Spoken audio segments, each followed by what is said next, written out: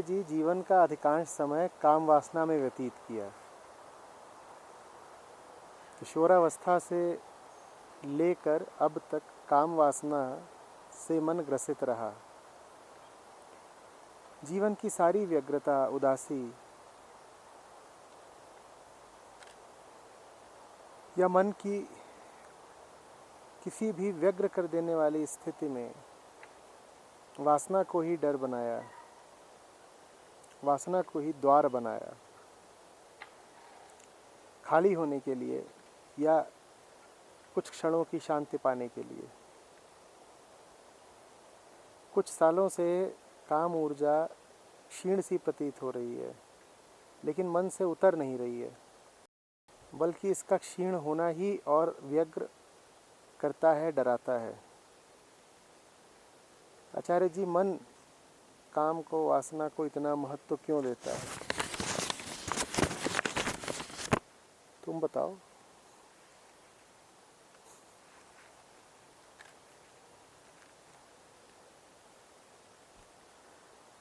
कुछ तो करोगे ना जीने के लिए।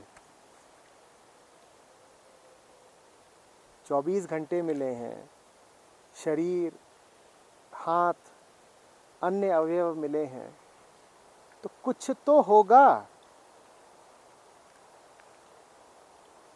कुछ सार्थक नहीं होगा तो कुछ निरर्थक होगा। अच्छा बताओ, वो कालिमा कहाँ से आई जमीन पर? उधर देखो, अनु अनमोल के पीछे से शुरू हो रही है, लंबी खींच रही है, वो कहाँ से आई? बोलो, वो काली छाया कहाँ से आई? वृक्ष स्वयं तो प्रकाशित है, ये काली छाया कहाँ से आई? वृक्ष तो कहीं से मुझे अंधकार में नहीं दिखता, ये काली छाया कहाँ से आई? जहाँ रोशनी नहीं है वहां ये है, वो कहीं से थोड़ी ही आई है। इसी तरह तुम्हारे जीवन में जब सत्य नहीं होगा, राम नहीं होंगे, तो ये होगा।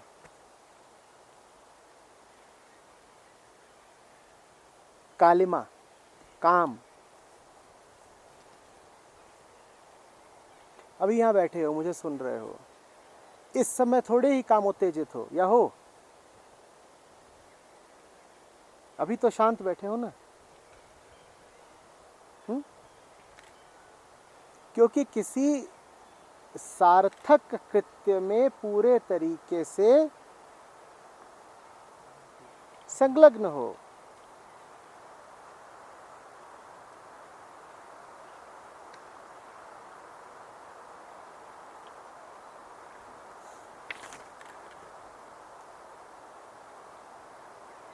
जीवन को वो नहीं दोगे जिसके लिए जीवन बना ही है, तो जीवन 50 तरह के उपद्रव से भर जाएगा। बात बहुत जाहिर और छोटी सी है। आ रही है समझ में? वासना वगैरह की औकात क्या है? तुम ऐसे लिखते हो जैसे कितना बड़ा जंजाल हो, कितनी बड़ी ताकत हो तुम्हारे खिलाफ। उनमें क्या ताकत है? इस काली छाया में क्या ताकत है?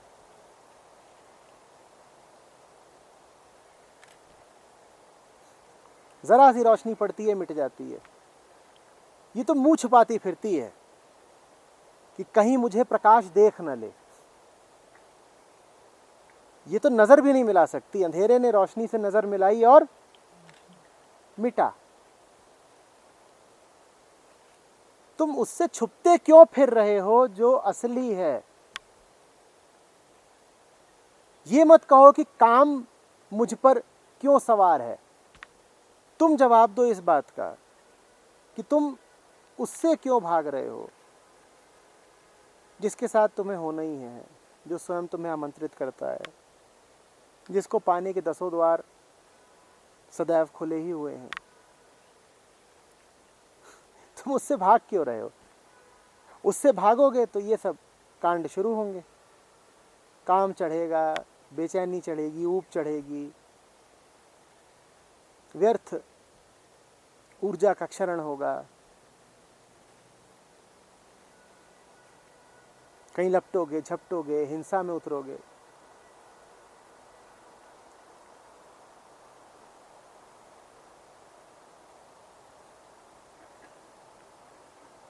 तुम्हें सुबह 6 बजे बुलाऊं सत्संग को,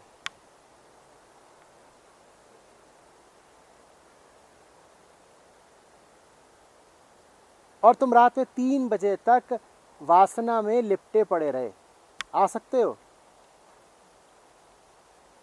और फिर तुम मेरे पास आए 10 बजे और तुमने कहा आचार्य जी बड़ी समस्या है, रात भर वासना नोचती है। समस्या यह है कि रात भर वासना नोचती है। समस्या यह है कि जब गुरु से अस्तित्व के प्रकाश से अनुदेश मिला था तो तुमने उसकी अवज्ञा अवहेलना की। जवाब दो, मूल समस्या क्या है? कि रात भर काम तुम्हें नोचता रहा, या ये है कि 6 बजे आना था, तुमने उस बात को महत्व दिया ही नहीं। जैसे 6 बजे आना है वो जानेगा कि 11 बजे सो जाना है। 11 बजे सोया नहीं जो, वो 5 बजे उठ ही नहीं सकता।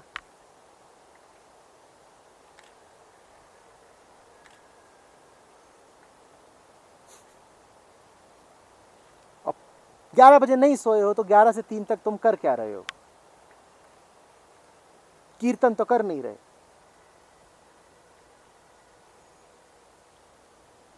कीर्तन में तुम्हारा इतना रस होता तो जिस उत्साह के साथ तुम आधी रात के उपरांत कीर्तन कर रहे हो, उसी उत्साह से सुबह 6 बजे भी आ जाते।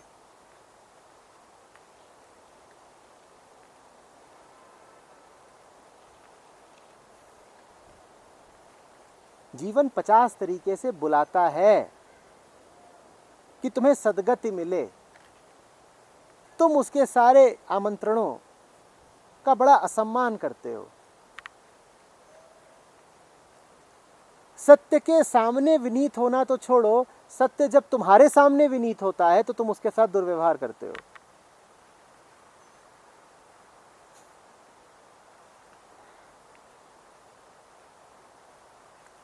तुम्हें लगता है पीछे पड़े, इनकी कोई गरज होगी। बड़े आए परमात्मा, बड़ी पूर्णता बघारते थे। इनकी पूर्णता का तो यह है कि हम इन्हें ना मिले तो ये अपूर्ण रह जाते हैं। देखो कैसे पछिया रहे हैं। ये पूर्ण होते तो हमारे पीछे क्यों लगते?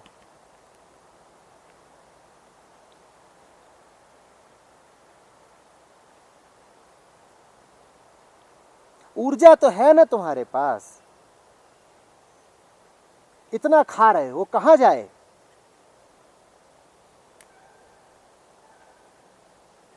खाते हो रोज, नहीं खाते हो तो उसका क्या होगा?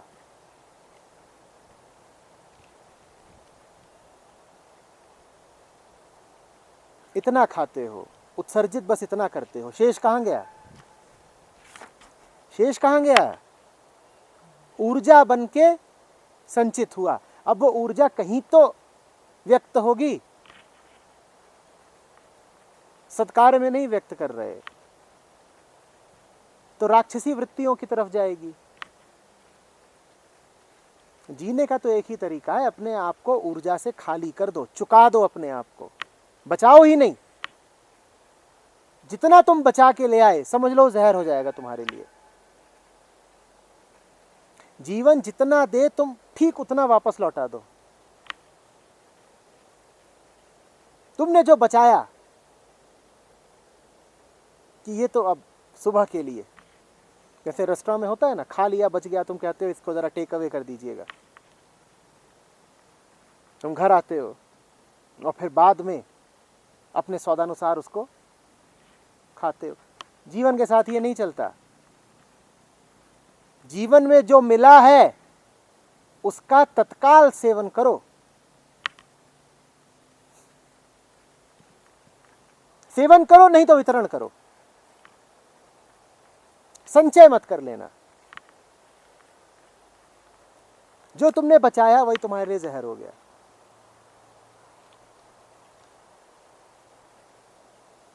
आ रही बात समझ में? जो तुमने बचाया वही जहर हो गया तुम्हारे लिए। जो बची हुई ऊर्जा है, अब वो रात भर तुमको शांत नहीं रहने देगी, उछलेगी कूदेगी। दिन ऐसा बिताओ कि रात को बिल्कुल पड़ो और सो जाओ, खाली करो अपने आप को। हर दृष्टि से स्वस्थ रहोगे, शारीरिक दृष्टि से भी क्योंकि श्रम किया, और मानसिक दृष्टि से भी क्योंकि कोई बोझ नहीं बचाया अपने ऊपर। मैं उस व्यक्ति के बारे में पूछना चाहता हूं जिसके पास रोज कई घंटे निकल रहे हैं कामुक विचारों में लथपथ होने के लिए। कोई जरूरी थोड़ी है कि तुम काम कृत्य में उतरो तभी तुमने काम को समय दिया। काम कृत्य तो हो सकता है हो ही ना, या थोड़े समय का हो, पर देखा है वासना के विचार तुम्हारा कितना समय लेते हैं। इसका अर्थ क्या है कि तुम कामचोर हो, इसका अर्थ ये है। ऐसा तो नहीं है कि जीवन ने तुम्हें काम दिए नहीं, तुम उन कामों से चोरी करके ही तो समय बचा रहे हो ना, वासना के लिए। और दिन भर के दिनचर्या के काम तुम्हारे निपट गए यदि, तो सत्संग में बैठ जाओ, राम की सेवा कर लो, अनाथों की सेवा कर लो, समाज की सेवा कर लो।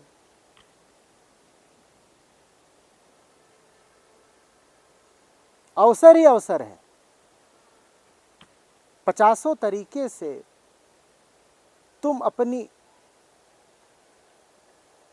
अतिशय ऊर्जा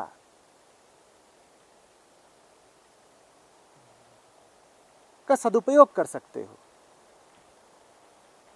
पर तुम वो सब करते नहीं।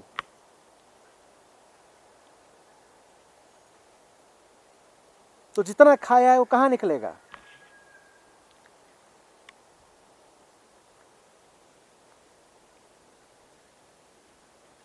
वो फिर मलिन कुत्सित द्वारों से अभिव्यक्त होता है।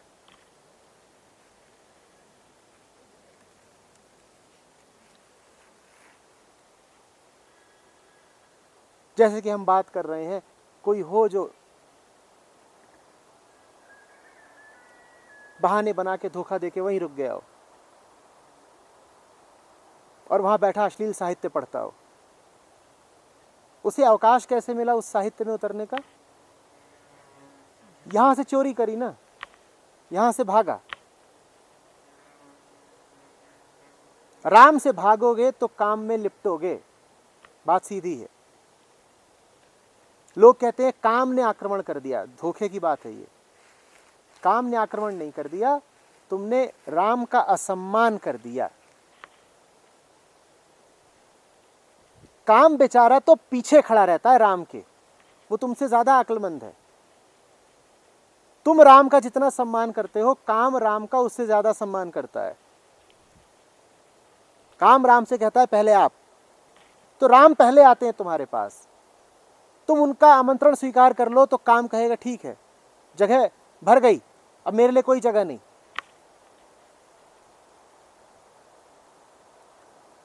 रिक्त स्थान की पूर्ति हो गई। इस व्यक्ति के पास जो स्थान था वो इसने राम को दे दिया, तो काम लौट जाएगा। पहला अवसर किसको लेने दिया काम ने? राम को। तो पहला अवसर राम को।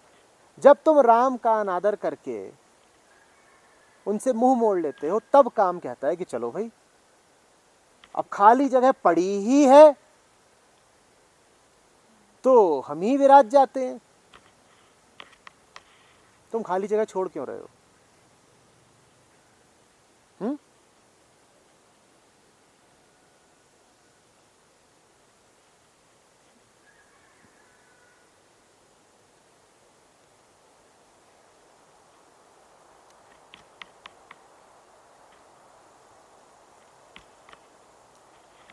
राम के पास जाने से, सद्वचनों से, गुरुओं से भी लोगों को मूलतः तकलीफ क्या होती है? यही तो। ये थोड़ी लगता है कि ये बातें गलत बता रहे हैं। सत्य वचन तो स्वयं सिद्ध होता है। सामान्यतया वो तुम्हें गलत लगेगा नहीं, तुम भी जानते हो कि बात ठीक कही जा रही है। तुम्हें तकलीफ ये होती है कि इनके पास रहते हैं तो वो छूटता है। कौन? काम। तो इस मारे तुम बचे बचे फिरते हो। तुम कहते हो पास भी जाएं तो इतना ही जाएं कि थोड़ी जगह बचा के रखें।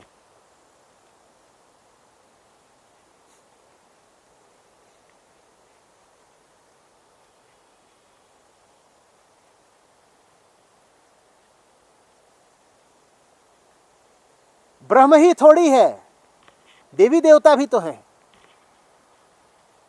तमाम मेरी निजी देवियां हैं, मोहिनी, कामिनी,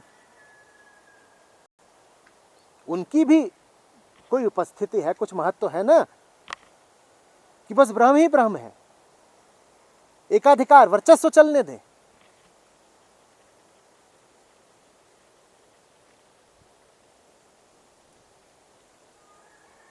ब्रह्म के सब उपासक नहीं होते, बहुत लोग इष्ट देव के उपासक होते हैं। तुम्हारी इष्ट देवियां हैं, ऐसी देवियां जो तुम्हारे सामने बिल्कुल अपने प्राकृतिक रूप में आती हैं। बड़ा स्वस्थ रिश्ता है, उसमें सामाजिक कुछ नहीं, सब प्राकृतिक है। वर्जनाओं का, नैतिकताओं का, कपड़ों का कोई स्थान नहीं है उस संबंध में।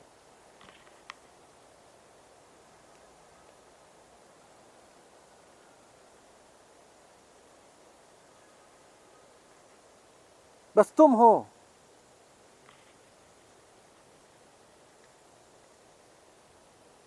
और पेड़ से उतरी हुई तुम्हारी देवी जी हैं, बंदर की तरह प्राकृतिक।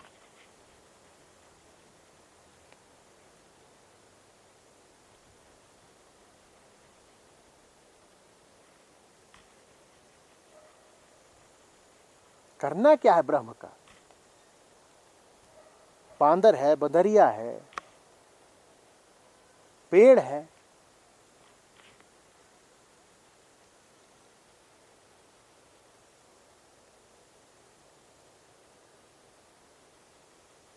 ये सब झूठ है क्या? हमें इनको भी तो कुछ मूल्य देना है।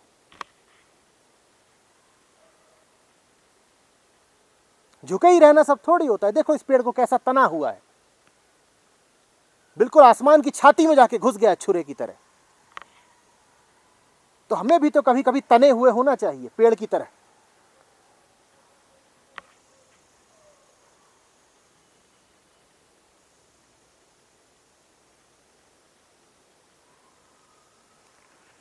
तर्क तुम निकाल ही लेते होगे। तने हुए पेड़ से ही तो बंदरिया आकर्षित होती है। कुछ तो तुम्हारे पास भी कारण होंगे, तर्क होंगे, जिनके बूते तुम राम का अनादर करते हो। ऐसे ही तर्क होंगे।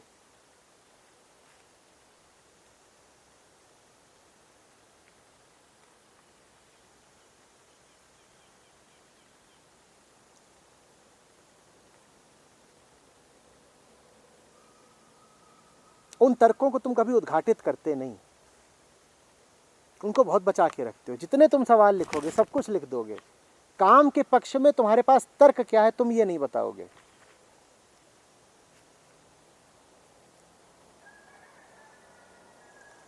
ऐसी भी कोई आनंददायक चीज तो होती नहीं। ऐसी आनंददायक होती तो 24 घंटे तुम्हारे सर चढ़ के बोलती।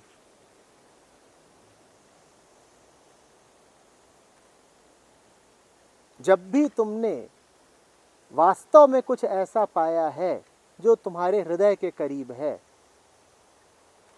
तुम्हारे मन से सारे भूत उतर गए हैं। उतरे हैं कि नहीं उतरे हैं?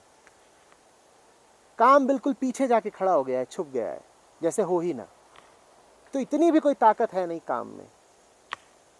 चिल्लाते फिरते हो काम ने लूट लिया, बर्दाश्त नहीं हो रहा, ऐसा जोर जुल्म चढ़ा है भीतर, ऐसी गर्मी उठती है, फटे जाते हैं बिल्कुल।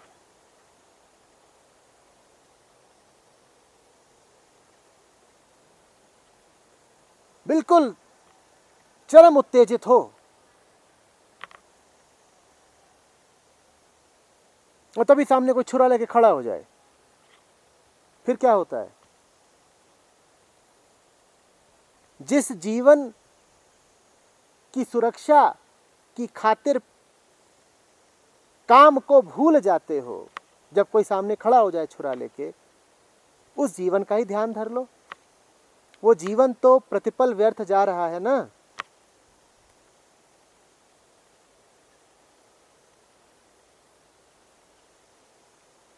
चुनना हो जीवन और काम में तो किसको चुनोगे? जीवन को ही चुनते हो। तो जीवन क्या सिर्फ तब खतरे में होता है जब कोई छुरा लेके सामने खड़ा हो गया, या जीवन लगातार खतरे में, लगातार व्यतीत हो रहा है? बोलो, जीवन तो लगातार ही खतरे में है ना। प्रतिपल तुम मृत्यु की ओर ही जा रहे हो, मरते ही जा रहे हो। तो यही ख्याल कर लो कि काम की ओर अभी कैसे भागें जब मौत सामने खड़ी है, यम सामने खड़ा है, काम को कैसे याद करूं?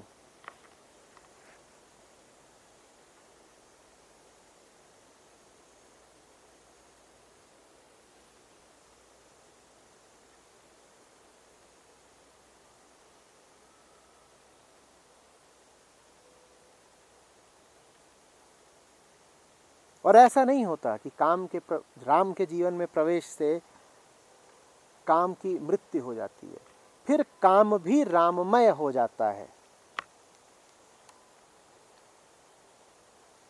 एक तुम्हारा वहम यह भी है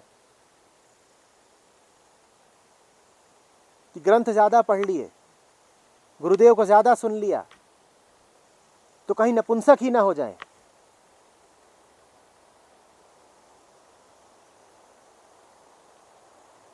पौरुष बचा के रखना है तो गुरुओं से दूर रहना। सत्संग माने बंध्याकरण अभियान।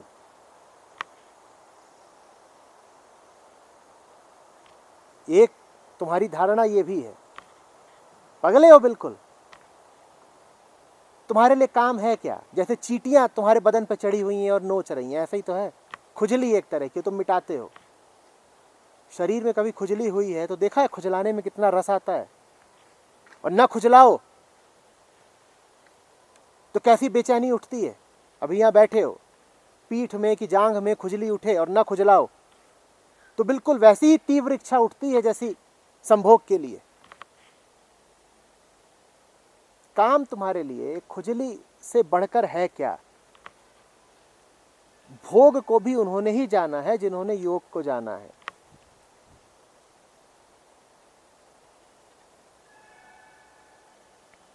हम तो जिसे काम कहते हैं वो डर की और शोषण की और 2 पल की झूठी राहत की कहानी है।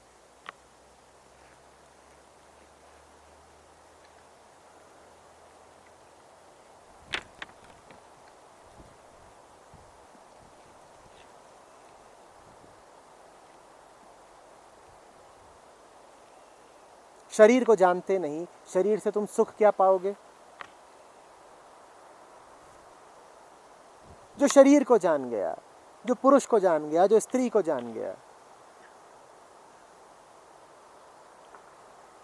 तृप्ति की प्यास के पीछे कौन सी तृप्ति तुम चाह रहे हो, जो उसको पहचान गया, वही अब काम को और भोग को भी जान पाएगा, आनंद पूर्वक उनमें उतर पाएगा।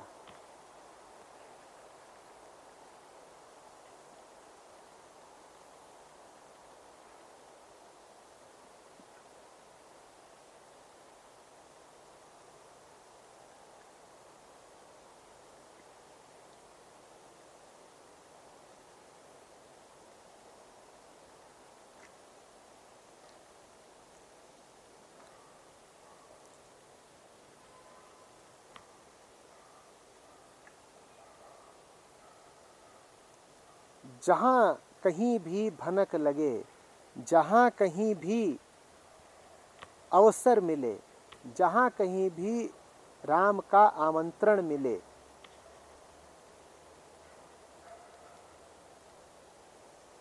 जी जान से स्वीकार कर लो।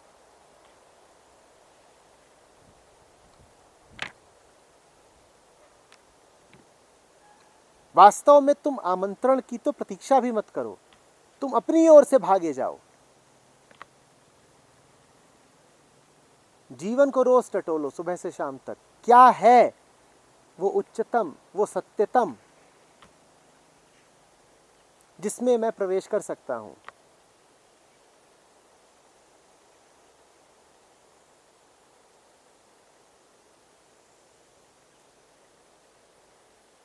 जीने का शुद्धतम तरीका कौन सा है?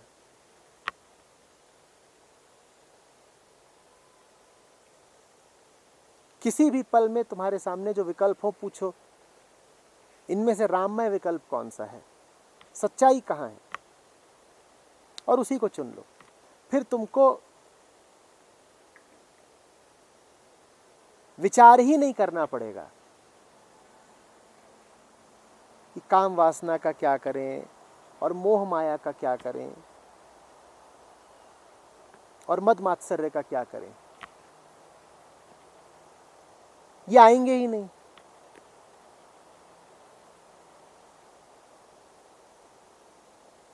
जैसे सूरज के सामने चमगादड़ नहीं आते,